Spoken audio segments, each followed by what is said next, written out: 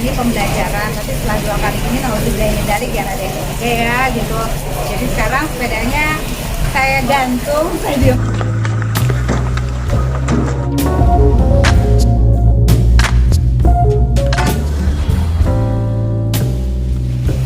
Masya Allah, sebenarnya itu sepeda itu bukan soal jadi atlet, lagi galau antara kangen rindu syuting, tawaran berdatangan tapi masih patuh prokes, terus akhirnya ingin sehat, endorfin happy sepeda. Karena masuk ke gym takut, ruangan tertutup, gitu berkerumun, akhirnya sepedahan.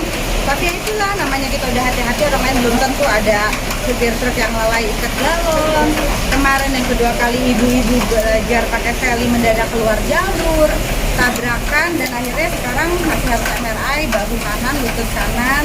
Yang pertama pipi kiri retak, dari tengah patah, tulang dada geser gitu. Tapi di situ saya banyak mendapat hikmat, mensyukuri nikmat sehat, pulang kembali bisa peluk anak-anak. Mikir flashback 5-10 tahun yang lalu kayaknya nggak mikirin sehat ya. Syuting tuh yang sampai 5 lokasi sehari, masih ada tawaran 1 job lagi.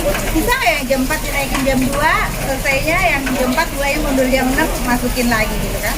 Semua dipadetin. Kalau sekarang udah mulai mikir, tangan diajak ngomong, kaki diajak ngomong, bilang makasih ya telah menopang hidup saya atau apapun gitu. Jadi ya itulah, banyak bersyukur. Tapi selama COVID kemarin katanya kegiatannya apa sih? Kuliah lagi, saya ambil lagi ilmu komunikasi politik, sama satu lagi neuroscience, ilmu otak. Mau buka praktek rencananya insya Allah. Jadi bukan hanya psikolog, konseling, tapi lebih ke coaching, motivator, dan parenting. Tapi kalau di dunia entertainnya lagi gimana? Kangen, udah pasti dari umur 16 tahun syuting, tapi akhirnya sekarang lebih memikirkan kesehatan nomor 1. Kalau jam kerjanya masih wajar, masih normal, karena mikirnya investasi jangka panjang, pengen anak-anak sampai besar, menikah, punya anak, jadi aku ketemu cucunya, gitu, cucu, semua anak-anaknya, jadi udah mikirnya ke sana. Udah 2 kali jatuh, maksudnya ada trauma juga nggak sih main sepeda jauh-jauh gitu? Iya, Sekarang sebenarnya nggak masalah jauh ya, itu sih dekat rumah loh sebenarnya, tapi ternyata traumanya bukan trauma sih. Itu tadi kembali orang lain, kita udah hati-hati, orang lain belum tentu. Jadi sekarang itu dimanapun, kapanpun, kalau yang masih sepedahan kan mereka di jalan raya umum ya. Nah, kayaknya lebih baik loading aja deh, naikin sepeda agak jauh dikit, tapi benar-benar yang areanya aman gitu. Karena kalau misalnya di jalan raya, pengemudi lain kan macam-macam ya, kita nggak bisa menyalahkan juga gitu. Dan akhirnya dua-duanya pun mereka nggak ada pada saat aku di rumah sakit, masuk IGD sampai dirawat nggak ada juga gitu, dan aku nggak menyalahkan ya, karena kan tiap orang beda. Jadi kita nggak punya ekspektasi mereka harus bertanggung jawab, mereka gimana nggak. pelatihan suami seperti apa kak? Waktu jatuh kedua kali nih maksudnya?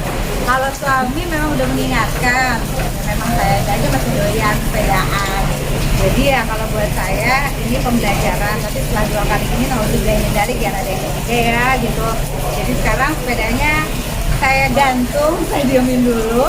Kalaupun rindu banget, saya loading ke Bandung, daerah-daerah atas yang memang sepi gitu kan. Kalau sekarang, biasanya depan rumah di cluster di Taro, karena Binduk itu kan emang area sepedaan, tapi ternyata itu tadi orang lainnya yang belum tentu hati-hati.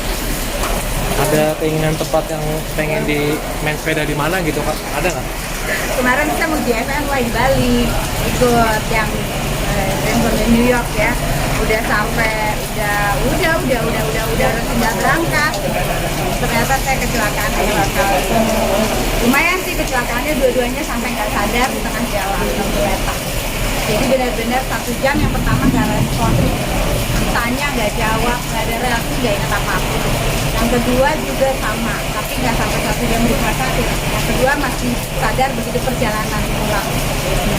Jadi 2 kali itu kayak dikasih peringatan bahwa hidup itu hanya 1 kali dan kesehatan itu nomor 1. Jadi sekarang memilah, bukan hanya dalam aktivitas sepeda, tapi dalam mengambil pekerjaan, memilih jam kerja, porsi kerja, sadar diri akan usia gitu kan, kita udah bukan ABG lagi gitu, jadi tahu porsi yang mana harus dilakukan, mana yang Sempat ada rasa kapok dan apalagi 2 kali kan. iya sebenarnya, tapi ya itu tadi yang lebih parah dari saya, kakak saya 600 kilo sepedaannya, saya baru batasan paling maksimal 170 sampai 100.